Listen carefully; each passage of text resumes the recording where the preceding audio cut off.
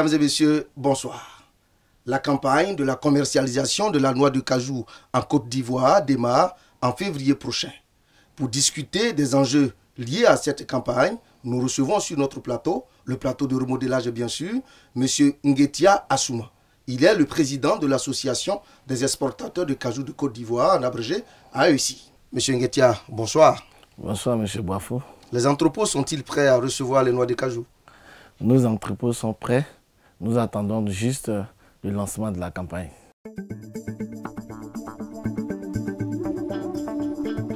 Pour qu'il y ait campagne, il faut justement que le prix soit connu. À cet effet, nous avons interrogé quelques populations. En fait, ma préoccupation, c'est que les acheteurs qui viennent acheter ici, pour ne pas bien acheter les noix d'acajou, ils font genre, comment dire, ils disent que ce n'est pas la bonne qualité, c'est comme ça, pour ne pas bien acheter. Donc les transporteurs, les commerçants, tous ceux qui nous volent, parce que ça n'est pas normal en fait. Qui viennent acheter, donc acheter ça normalement. Voilà. En tout cas, ça ne nous arrange pas. Hein. Ça ne nous arrange pas parce que les prix là nous fatiguent beaucoup. Ça nous fatigue même énormément. Parce qu'aujourd'hui, c'est 200. Demain, c'est 300. Après, ça descend encore. On est fatigué de ça vraiment. Monsieur Nguetia, constat, réaction, quand vous écoutez ces populations? Je pense que le mot est quand même fort quand j'entends l'auditeur parler. Mais il faut savoir de quoi on parle. Bon, je pense que le prix en lui-même dépend du marché international. Ce n'est pas nous qui fabriquons un prix pour l'imposer aux acteurs. Ce n'est pas aussi l'acheteur qui impose un prix aux producteurs. Le prix qui est fixé est respecté sur le terrain. Mais bien entendu, les producteurs doivent comprendre qu'ils doivent vendre des produits de qualité. Comme il est dit dans le communiqué chaque année du gouvernement, c'est de payer des produits bien triés et bien secs, bien séchés. À quel moment dit-on d'un produit de bonne qualité? Un produit de bonne qualité, c'est un produit au niveau que nous recevons dans nos entrepôts, qui est compris entre KOR 50 et 48 dans le mois de février. Le produit doit être bien sec, respecter le taux d'humidité qui est minimum 10% de TH et bien trié. Vous avez une part de responsabilité. Que faites-vous sur cette question de qualité, puisque c'est vous qui recevez en dernier ressort le produit pour l'exporter? Il est vrai que on peut dire que nous avons notre part de responsabilité en tant qu'acteur. Oui, c'est vrai. Mais je dis que c'est pour nous avons très tôt vu venir les problèmes. C'est pour cela que nous avons initié les GINEC, une plateforme où les acteurs, producteurs, acheteurs, transformateurs et exportateurs pourront venir trouver les solutions des différents problèmes qui minent la filière. Comment vous définissez le GINEC? Le GINEC ou les GINEC, c'est quoi? Les GINEC, ce sont les journées nationales des exportateurs que l'AECI organise chaque année. Chaque 2 ans maintenant, quand le CIETA est organisé, nous faisons l'effort d'organiser l'année suivante.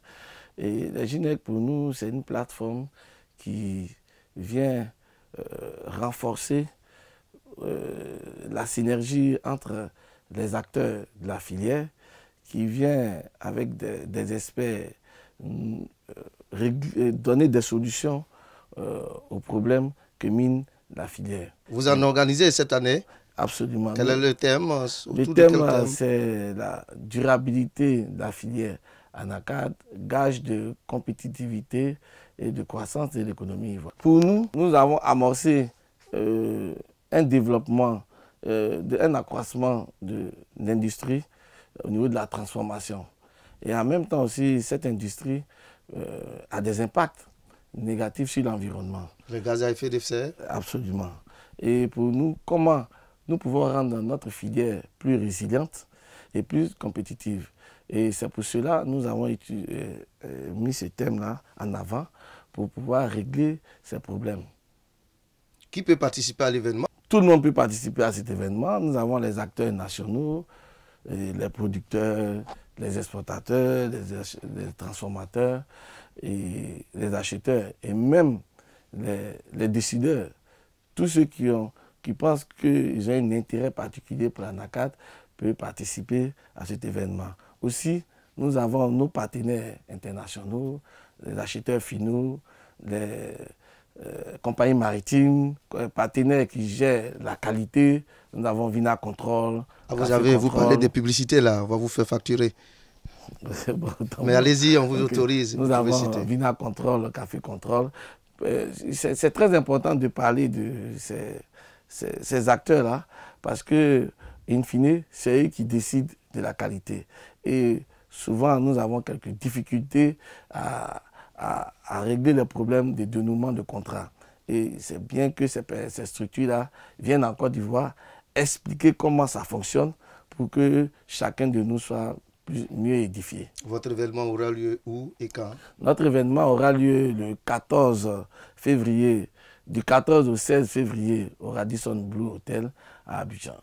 Si j'ai bonne mémoire, les GINEC, ça sera pour la 5e édition cette année, avec des innovations.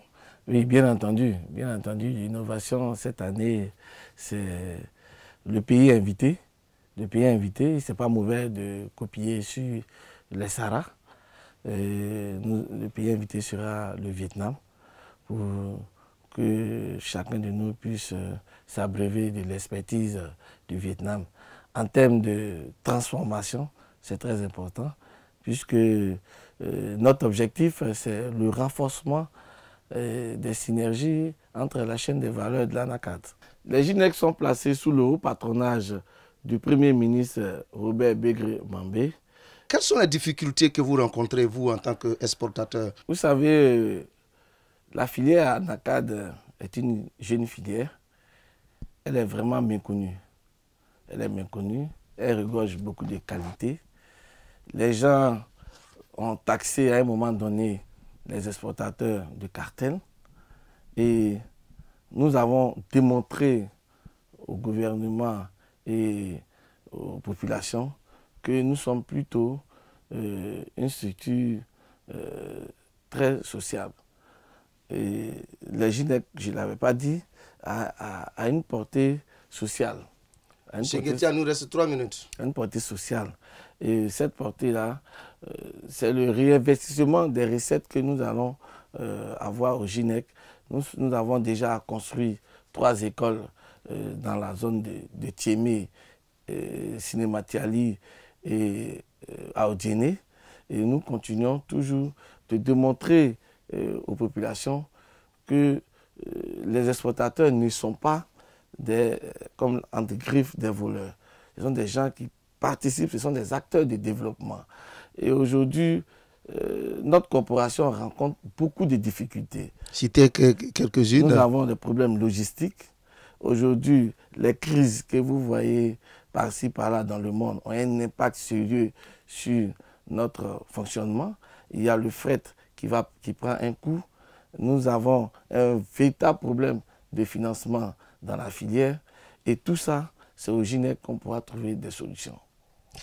La dernière étape de cette émission, mesdames et messieurs, décryptage. Décryptage, monsieur le président de l'AESI. Ici, on parle chiffres. La filière ANACAD, c'est quoi en chiffres? En termes de production, en termes de transformation? Merci, monsieur Boafou. Avant de parler des chiffres, je voudrais saluer nos braves paysans. Nos braves paysans qui font chaque fois des efforts pour accroître notre production. Il faut dire que nous sommes partis de 2015 jusqu'à 2017 à 702 000 tonnes de noix de cajou, ce qui nous a permis d'être le premier pays producteur déjà en 2017. Et aujourd'hui, nous avons atteint 1 218 000 tonnes pour la campagne 2023 qui vient de finir. comme je l'ai dit tantôt, la noix de cajou, c'est 9% du produit intérieur brut de la Côte d'Ivoire. Aussi, c'est aussi plus de 600 milliards de francs CFA pendant cette campagne 2023. La Côte d'Ivoire est premier pays producteur, premier pays exportateur. Absolument. Premier pays exportateur avec cette année 860 000 tonnes de noix brutes exportées. Et nous sommes troisième pays transformateur ou exportateur d'amandes.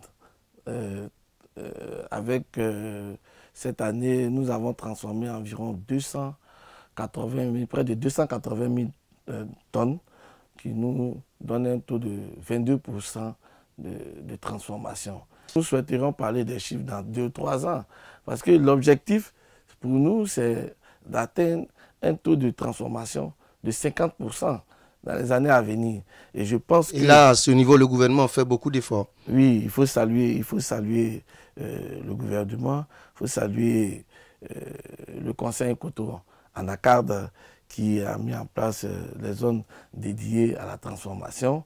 Il faut saluer aussi les exportateurs qui font l'effort de respecter un pan de notre programme, la reconversion vers la transformation. On peut citer aujourd'hui AFCOT, on peut citer